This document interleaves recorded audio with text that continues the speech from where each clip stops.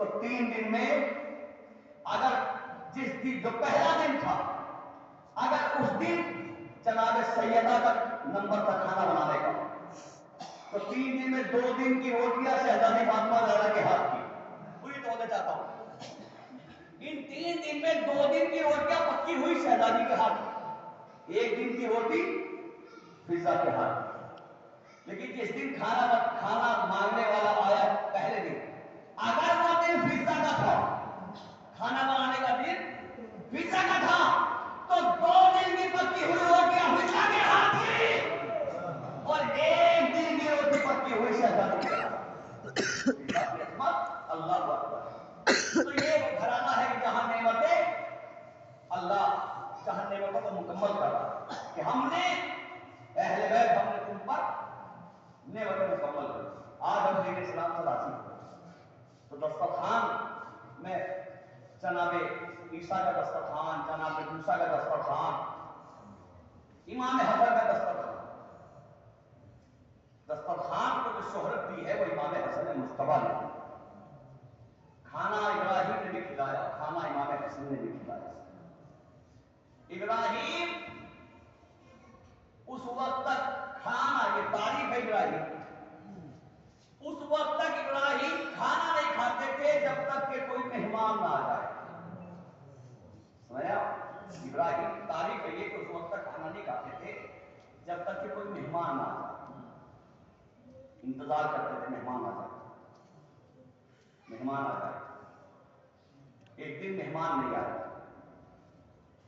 انتظار کر رہے مہمان آئے لیکن مہمان نہیں آئے اور ابراہیم کو بھوک بہت لگی. اب مہمان آئے تو کھانا کھائے. اللہ نے فرشتوں کو بھیجا کہ جاؤ میرا خلیل بھوکا ہے, جاؤ مہمان بن کر جاؤ. آ گئے. قرآن میں ذکر ہے کہ ضیافت جو ہے یہ جو دسترخوان بچھایا جناب ابراہیم نے فرشتوں کے لیے جو لباس بشریت میں آئے. کتنا عظیم نبی ہے ابراہیم. اب ہر قسم خدا کی ہر فضیلت سے اگر چاہوں, ہر نبی کی فضیلت سے اگر چاہوں تو خدا کی فضیلت نکالوں. جناب ابراہیم کتنے عظیم, جد الانبیاء, معمار کعبہ, بشکن, نبی, رسول, امام, کتنی فضیلتیں ہیں جناب ابراہیم کی. لیکن انتظار کر رہے کوئی مہمان آئے تو کھانا کھاؤ, کوئی مہمان آئے تو کھانا کھاؤ. اللہ نے جب اپنے ابراہیم کو بھوکا دیکھا تو فرشتوں کو بھیج دیا. فرشتوں سے کہا کہ جاؤ اور لباس بشریت میں جانا. لباس بشریت میں فرشتے آئے. ابراہیم نے دیکھا کہ مہمان آ گئے. جیسے ہی مہمان کو دیکھا فوراً دوڑتے ہوئے گئے اور جانے بعد تندور دمبا دبا کیا اور اس کا گوشت بھونا اور بھوننے کے بعد دسترخوان سجایا اور اللہ نے ان کے سامنے رکھ دیا اور کہا بسم اللہ. ان آنے والوں نے کہا کہ آپ کھائیں ہم نہیں کھائیں گے. تو میں چاہتا ہوں آپ کھائیں ہم نہیں کھائیں گے. کہا آپ کیوں نہیں کھائیں گے؟ کہا اس لیے کہ ہم یہ کھاتے ہی نہیں. تو بچے یہ ہماری غذا ہی نہیں, ہم یہ نہیں کھاتے, ہم دنیا کا کھانا نہیں کھاتے. کہو کون؟ کہ ہمیں فرشتے, ہمیں اللہ نے بھیجا ہے. کون ابراہیم کتنا مرتبہ ہے, لیکن اگر فرشتے ذرا سا لباس بدل کے آئے تو ابراہیم جیسا نبی فرشتوں کو نہ پہچان سکا. لیکن یہ ہے فضا کی عظمت کہ جبریل فقیر بن کے آئے تو فضا پہچان لیتی ہے, ملک اسیر بن کے آئے تو فضا پہچان لیتی ہے. اس گھر کی کنیز کی عظمت یہ ہے. فرشتوں نے کہا کہ ہم نہیں کھائیں گے, ہم یہ دنیا کا کھانا نہیں کھاتے. جیسے ہی فرشتوں نے کہا ہم نہیں کھاتے, ہمیں اللہ نے اس لیے بھیجا ہے تمہارا مہمان بنایا تاکہ تم کھانا کھاؤ. تم اللہ کے خلیل ہو. ابراہیم نے تو کھانا کھا لیا لیکن آپ نے زیارت پڑھتے ہیں, آپ زیارت وارثہ, السلام علیکم یا وارث ابراہیم خلیل اللہ. اے حسین ابراہیم خلیل اللہ کے وارث تجھ پر سلام. پڑھتے ہیں نا. یہ گھرانہ وہ ہے کہ جو وارث انبیاء ہے. کہا تم نے ابراہیم کے دسترخوان سے یہ کہا کہ ہم دنیا کا کھانا نہیں کھاتے. اللہ نے کہا تو پھر لیکن میں بھی خدا نہیں کہ اگر تمہیں زہرا کے دروازے پر فقیر بنا کے نہ بھیجا۔ ابراہیم دادا کے دسترخوان پہ منع کیا تھا کہ ہم نہیں کھائیں گے، اللہ نے زہرا کے دروازے پر بھیجے جاؤ، اور ایک دن نہیں 3 دن تک کہا کہ جاؤ، 3 دن تک منگوایا۔ اب کھاتے ہو یا نہیں کھاتے ہو لیکن دروازے میں مانگنے کے لیے تو آئے۔ یہ ہے جناب سیدہ کے گھر کا دسترخوان۔ تو دسترخوان اس گھرانے کا مقصود ہے۔ مجھے دسترخوان کا ذکر کرنا وہیں سے عبادت تمام کہ ہر زمانہ ایک سا نہیں ہوتا۔ کبھی کبھی ایسا ہوتا ہے کہ خوشحالی کا زمانہ ہوتا ہے اور کبھی کبھی ایسا ہوتا ہے کہ تنگدستی کا زمانہ ہوتا ہے۔ تو ایک دن ایسا ہوا کہ قحط پڑ گیا۔ سرکار حضرت رسول خدا صلی اللہ علیہ وسلم سرکار کے زمانے میں قحط پڑ گیا اور لوگ پریشان ہو گئے۔ قحط لمبا چلا اور لوگ پریشان ہونے لگے، لوگ بھوکے رہنے لگے۔ ایک دن کہتے ہیں کہ وہ قحط ایسا تھا، وہ وقت ایسا تھا کہ حضرت رسول خدا اپنے شکم پر پتھر باندھے ہوئے، سرکار کے شکم پر پیٹ پر پتھر بندھا ہوا سرکار، اور صحابہ بھی سب بھوکے، مولا علی بھی بھوکے، وہاں بھی فاقے تھے، گھر کے اندر بھی فاقے تھے، بچے بھی بھوکے۔ بس میں صحابہ سے بھی سب بیٹھے ہوئے، اور ظاہر سی بات ہے بھوکا ہوا انسان ایک ٹائم کا بھی اگر بھوکا ہو تو چہرے سے ظاہر ہوتا ہے، نقاہت چہرے سے ظاہر ہوتی ہے، اور پتہ چل جاتا ہے کہ عجیب سی اداسی رہتی ہے۔ اگر کئی وقت کھانا نہ ملے تو چہرے پر اداسی ہوتی ہے، اور اگر زیادہ کھانا کھا لے تو بھی چہرے پر اداسی ہو جاتی ہے۔ زیادہ کھانا بھی انسان کو سست کر دیتا ہے، اور کم کھانا تو انسان کو کر ہی دیتا ہے۔ جیسا آج کل نان گوشت کا زمانہ چل رہا ہے تو لوگ ایسا سمجھاتا ہے تو یہ کچھ بھوکے ہوں گے، کچھ ایسے ہوں گے جو یہاں تک نان رکھے ہوں گے، تو زیادہ کھانا بھی سست کر دیتا ہے انسان کو۔ اب قحط پڑا ہوا ہے، صحابہ میں جو ہے وہ اداسی ہے۔ انہیں صحابہ میں ایک عاشق رسول تھا، اب بہت سے نہیں دیکھا جاتا، وہ اٹھا گھر آیا، زوجہ نے پوچھا کہ بہت پریشان نظر آ رہا، کہا پریشان تو اور تم اچھی طرح جانتی ہو کہ کئی پہر ہو گئے ہمیں کھانا کھائے۔ کہا کہ ہاں پورے مدینے میں یہی حال ہے سب کا۔ کہا مجھے پورے مدینے سے کوئی مطلب نہیں، لیکن رسول اللہ کی بھوک مجھ سے دیکھی نہیں جاتی، اس لیے کہ میں نے دیکھا کہ رسول اللہ کے شکم پہ پتھر بندھا ہوا، اور پھر علی بھی بھوکے، حسن و حسین بھی بھوکے، تو جناب سیدہ بھی بھوکے۔ کہا تو پھر کیا ارادہ؟ کہا کہ ارادہ کیا کہ ہمارے یہاں کچھ نہیں، ہم بھی تندرست ہے، یہ ایک بکری ہے، بکری کا بچہ ہے، ابھی کمسن ہے، چھوٹا بچہ تھا، اگر ہم اسے قربان کر دیں اور رسول اللہ کی دعوت کر دیں تو کتنا اچھا رہے گا۔ اگر ہم نے اسے بچانا بھی چاہا، قربانی نہ بھی کرے گا اس کی، تو تب بھی بھوک سے مر جائے گا، قحط ہے، کہیں ہریالی نہیں ہے، ہمارے کھانے کے لیے کچھ نہیں، تو یہ بھی مر جائے گا بھوکا، تو پھر کیوں نہ ہم رسول اللہ کی دعوت کرتے۔ کہا بہت اچھا تمہارا یہ خیال ہے، اسے جاؤ رسول اللہ کی دعوت کراؤ، اور اسے ذبح کر کے رسول اللہ کو، اور اکیلے رسول کی دعوت نہ کرنا۔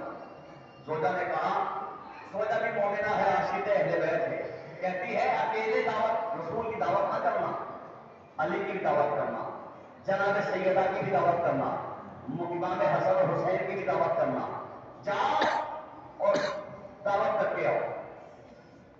صحابی کا نام ہے جابر بن عبداللہ انصاری۔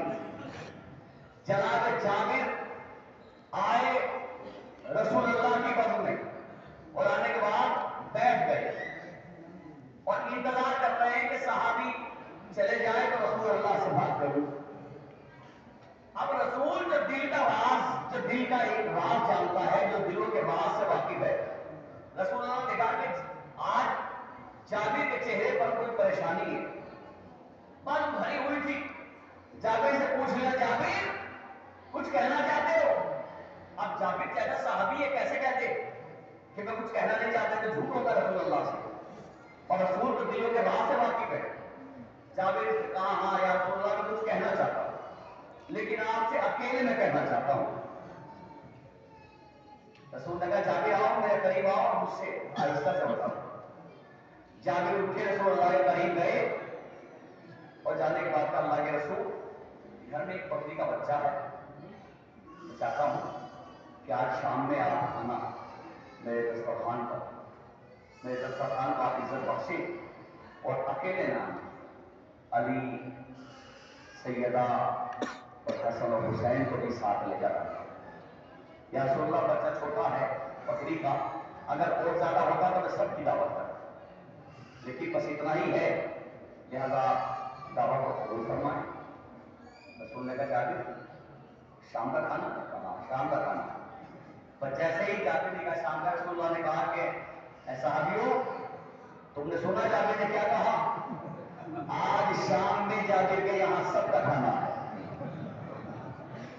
جابر آئے تھے رسول اللہ کی دعوت کرنے، علی کی دعوت کرنے، امام حسن اور حسین کی۔ رسول نے کہا کہ آج شام میں جابر کے یہاں سب کا کھانا اور سب آنا، اکیلے مت آنا، اپنے بچوں کو بھی لے کر آنا، اپنے اہل خانہ کو لے کر آنا، سب کو لے کر آنا۔ اب تاریخ عجیب و غریب روایت ہے، رسول اللہ نے سب کو کہہ دیا۔ اب جابر کا منہ تو کھلا کا کھلا رہ گیا کہ کروں تو کیا کروں، اس لیے کہ اتنا چھوٹا سا بچہ بکری کا کس کو کھلاؤں گا۔ جابر پریشانی کے عالم میں دوڑتے ہوئے گھر آئے۔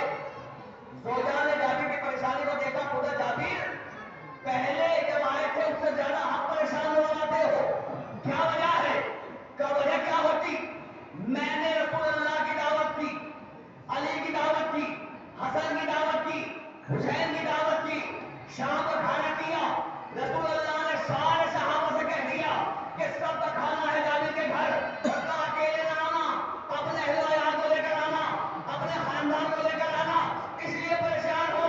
لیکن قسم خدا کی اگر صاحب ایمان زوجہ ہو، اگر زوجہ صاحب ایمان ہو تو پھر یہی جواب ہوتا ہے۔ جابر کی زوجہ نے کہا جابر تو پھر تم کیوں پریشان ہو؟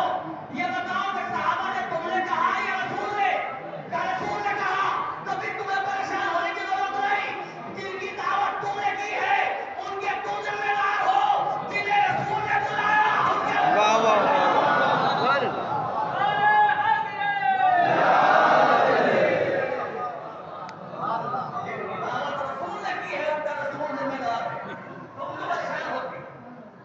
ٹھیک ہے میں پریشان نہیں ہوتا۔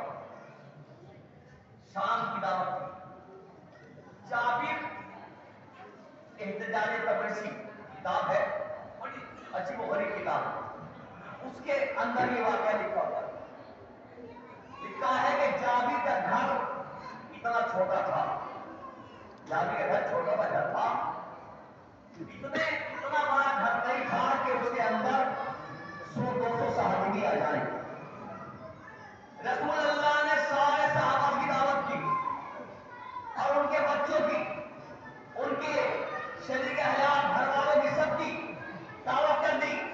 اور رسول اللہ نے کہا کہ دیکھو جب آنا تو پھر شام گھر سے اپنے کھانے کا برتن لے کر آنا،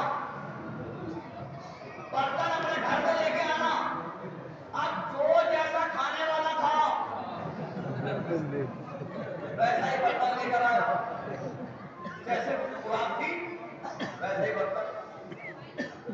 میں یہ بات اکثر کہتا ہوں کہ وہ منظر کہ جب لوگ جابر کے ہاتھ کھانا کھانے کے لیے گئے اور سنگا اپنے گھر سے برتن لے کے آنا، اب وہ منظر کہ لوگ جیسا کھانا کھاتے ویسا برتن لے کے آئے، یہ منظر دیکھنا ہو تو فاتح سیکھنے کے وقت دیکھ لینا، اگر یہ اعلان کر کے جائے تو برتن گھر سے لے کے آنا، اب جیسا فاتح کا برتن لے کے آئے گا تو برتن سب اپنے گھر سے لے کے آئے، تاریخ کر کے جابر رسول اللہ کا چہرہ دیکھ رہے ہیں۔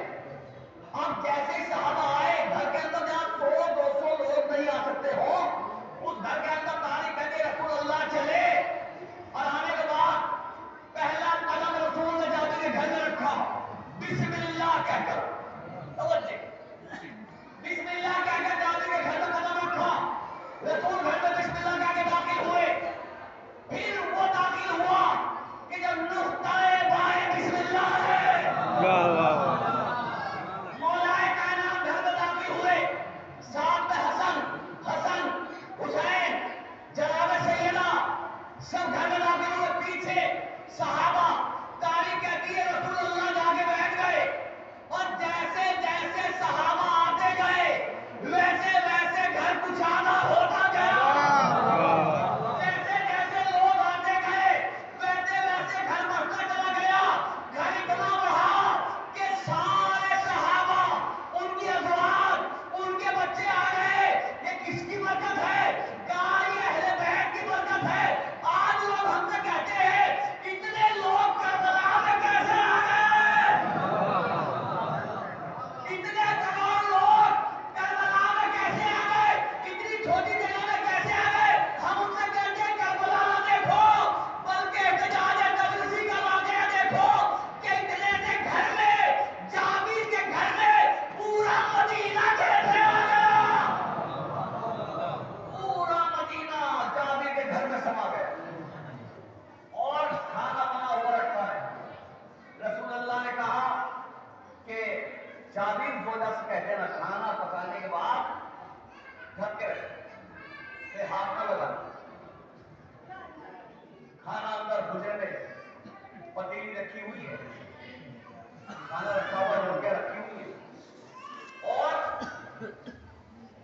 آج خاتون جنت آج کھانا نکال رہی ہے، جناب سیدہ رسول نے اپنی رضا دی کہ بیٹی یہ رضا اس کھانے میں ڈھک دو، رسول کی رضا کھانے میں ڈھک دی گئی، روٹیاں اٹھا کر وہ دے رہا ہے کہ جسے اللہ کی طرف سے جسے یہ اختیار ہے کہ وہ ہر بھوکے کو کھانا پہنچائے، روٹیاں تقسیم نہیں کر رہے ہیں، سالن نکال کر جناب سیدہ دے رہی ہیں اور جو برتن لے کر آئے گا برتن بھر کر سب کو دیے، سب کو کھانا دیا، جو جتنا بڑا برتن لائے گا اتنا ہی کھانا اس نے دیا، خوب کھانا، روٹیاں نے خوب کھائی، گوشت بھی خوب کھایا، پیٹ بھر گئے، کھانا بچ گیا، تو اللہ کے رسول کو کھانا بچ گئے کیا کریں؟